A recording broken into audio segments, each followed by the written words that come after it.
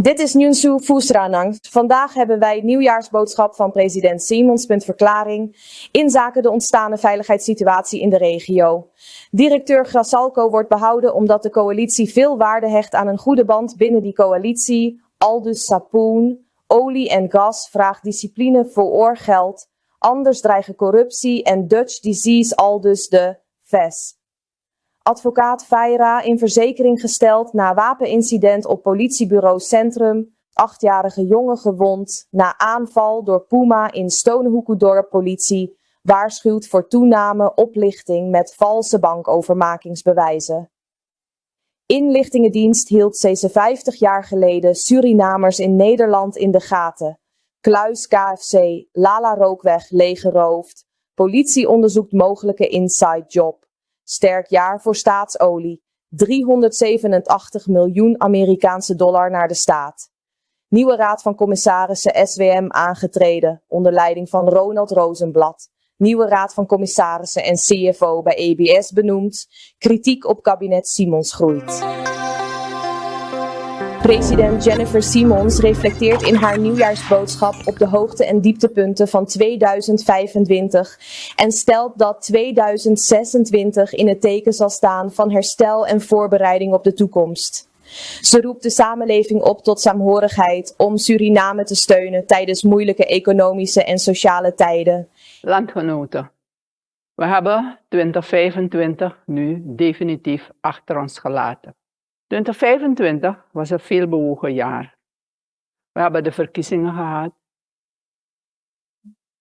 We hebben een nieuwe regering verwelkomd. En daarnaast hebben we na de overgangsperiode die deze regering nodig had om het beleid te beginnen, verschillende feesten gehad. We mochten ons 50-jarige onafhankelijkheid herdenken. We hebben daarbij bezoek gehad van vele hoogwaardigheidsbekleders, van Ghana tot Nederland en anderen. We hebben daarnaast met de kinderen en met elkaar de verschillende feesten gehad. Kinderdag en in eenheid en saamhorigheid kerst gevierd met elkaar. We hebben dus goede herinneringen gehad in 2025. Maar zoals het leven is, hebben we niet alleen goede herinneringen. Er zijn ook mensen die in 2025 verdriet hebben gekregen door het verlies van geliefden of andere redenen. We hebben met elkaar als gemeenschap een dramatische situatie moeten ondervinden in Kommerwijnen in de laatste dagen van het jaar. Deze tragedie heeft veel gezinnen getroffen en ook onze hele gemeenschap. We zijn nog midden in deze gevoelens van rouw en zullen op 2 januari 2026 dat ook uiten door een nationale dag van rouw af te kondigen, om ons te bezinnen op wat er is gebeurd en hoe we ermee verder moeten. Ik wens aan alle mensen die in 2025 met verdriet zijn geconfronteerd, en zeker ook onze burgers van Kommerwijnen, sterkte. Mag God met u zijn om u door deze moeilijke fase heen te helpen. In 2026 gaat de regering verder met de opgestarte reparatiefase, zoals aan u is aangegeven. 2026 is het jaar waarin de regering verschillende zaken wil repareren, wil herstellen, zodat ze aan het eind van dat jaar op zijn minst aanvaardbaar zijn voor de samenleving. Het betreft de diensten met betrekking tot volksgezondheid, onderwijs en ook diensten van het ministerie van Sociale Zaken. De regering zal behalve de reparatiefase in 2026 ook de basis moeten leggen voor de toekomst van Suriname. Ook voor wanneer we na 2028 meer inkomsten zullen hebben. Dit zal gebeuren door met elkaar samen de weg vooruit uit te stippelen. Daarbij zullen we iedereen nodig hebben.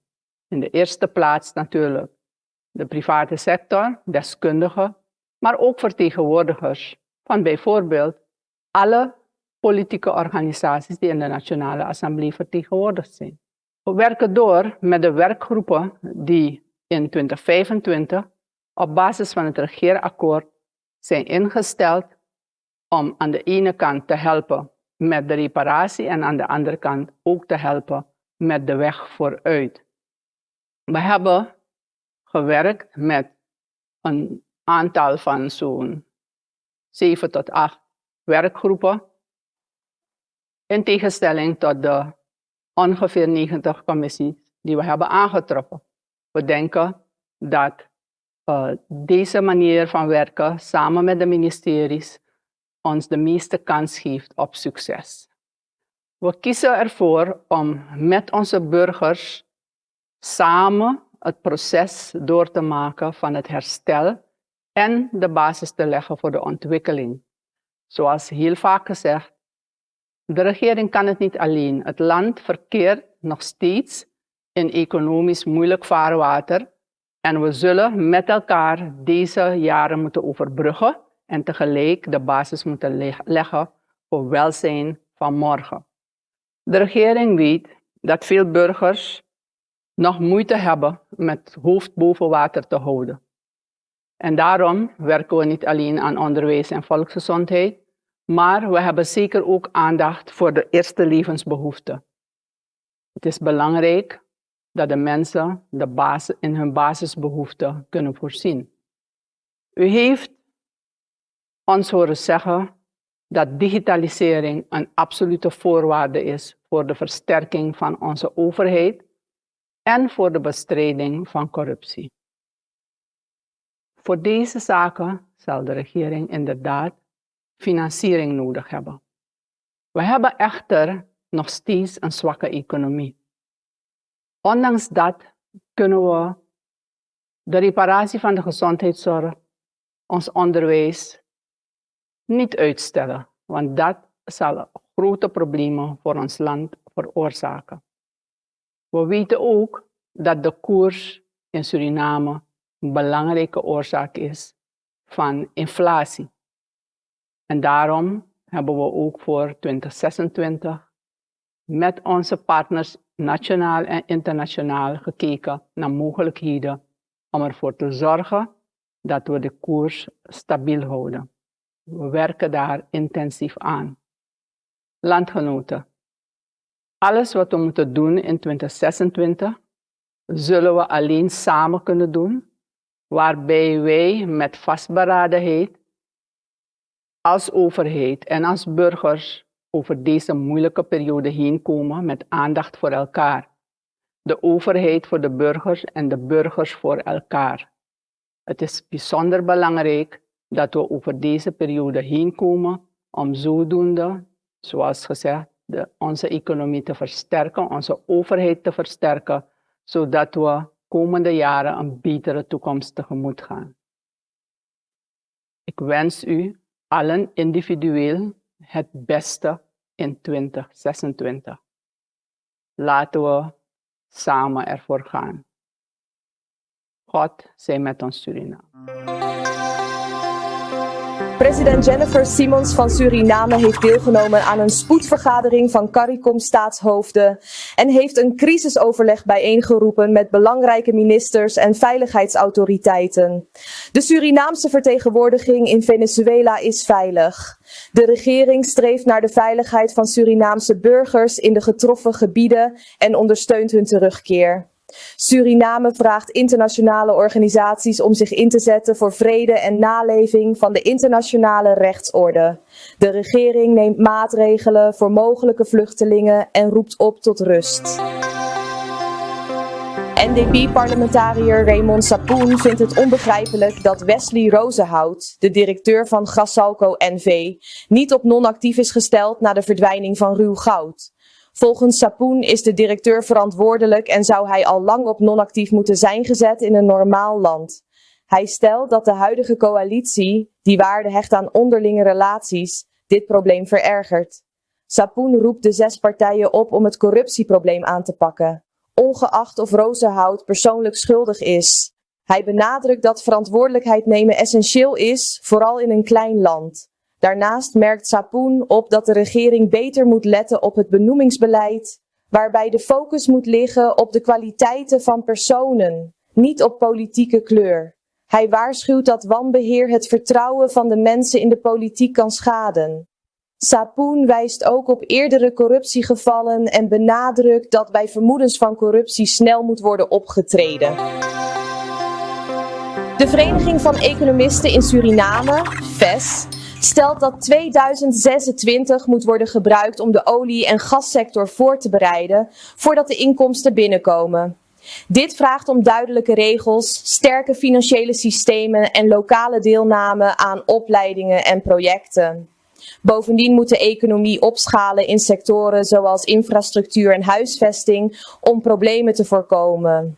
Onvoldoende voorbereiding kan leiden tot een enclave-economie met weinig werkgelegenheid en andere risico's, zoals inefficiënte projecten en teleurstelling onder burgers. Ervaringen van andere landen tonen aan dat goede regels en investeringen in mensen essentieel zijn voor duurzame ontwikkeling in Suriname. Advocaat Derek Feira is vrijdag in Suriname aangehouden door de politie. Dit gebeurde na een woordenwisseling op het politiebureau, waar hij zijn vuurwapen zou hebben getrokken tegenover een agent. Feira was op het bureau in verband met zijn cliënten in een fraudezaak bij Godo Bank.